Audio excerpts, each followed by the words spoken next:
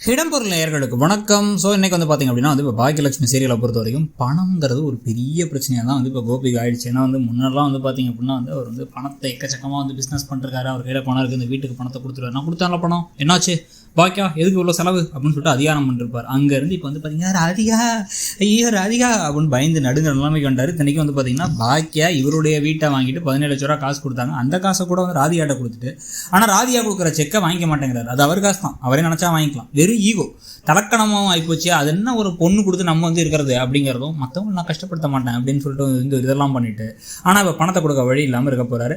நமக்கு இருக்கக்கூடிய முக்கியமான ஒரு பாயிண்ட் என்ன அப்படின்னா எப்படியும் கணேஷ் பிரச்சனை பண்ண போகிறார். 2 நாளில் வரேன் அப்படின்ட்டாரு கணேஷ்.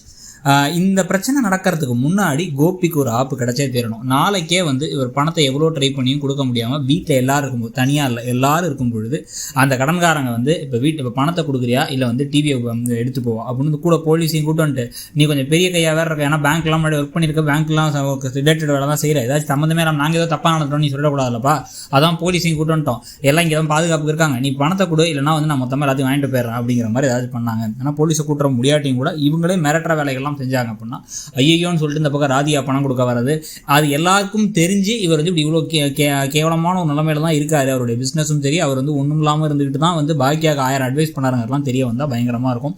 அப்போ தான் இவருக்கு அந்த மூக்கை உடச்சி கீழே போட்ட மாதிரி ஆகிடும். இப்படியும் பணத்தை யாராவது கொடுத்து காப்பாற்றுவாங்க. பாக்கியானா யாரும் கொடுக்க வரப்போதில்லை. பாக்கியா கஷ்டப்பட்டே இருப்பாங்க. தாத்தா கேட்பார், என் பாக்கியா என் பென்ஷன் படத்தை வேணா எடுத்துக்கிறியா, என் பென்ஷன் படத்தை வேணா எடுத்துக்கிறியாங்க. ஒரு தடவை கூட பென்ஷன் படத்தை கையில் எடுத்து காமிக்க மாட்டார். அதே மாதிரி பார்த்தீங்க அப்படின்னா மற்றவங்களாம் என்ன முடிஞ்சாலும் 5000 தரேன் 10,000 தரேங்குவாங்க. செடியன் உனக்கு என்ன உதவி வேணாலும் கேளுமான்னாரு. செடி எனக்கு செலவே கிடையாது, மாதம் 1.5 லட்ச ரூபா சம்பளம் முன்னாடியே சொன்னாங்க. ஆனால் அவர் கையில் ஏதோ காசு வேணும்னா இன்வெஸ்ட் பண்ணிட்டேன் மாதம் இன்வெஸ்ட் பண்ணிட்டு 1.5 லட்சத்தை கொண்டு போய் வீட்டுக்கு 10,000 தான் கொடுத்துட்டு இருக்காங்க. ஸோ அவங்கெல்லாம் கொடுக்க போகிறதில்ல, அவங்கெல்லாம் பாக்கியாகனா கொடுக்க போகிறதில்ல. ஆனால் கோபிக்குனா கொடுக்க எல்லாரும் தயாராக இருக்க. ஆனால் கோபி அவமானப்பட்டு நிற்கிறதுன்னு சொல்லிட்டு கதைகள் என்ன போகுது அடுத்துன்னு தோணுது. உங்களுக்கு என்ன தோணுது? பாக்கியாவே பணத்தை கொடுத்துருவாங்கிற அதிர்ச்சி மட்டும் நடக்காமல் எது நடந்தாலும் பரவாயில்லங்கிற நிலைமைக்கு வந்தாச்சு. உங்களுக்கு என்ன தோணுதுங்கிறத சொல்லுங்கள். தேங்க்யூ.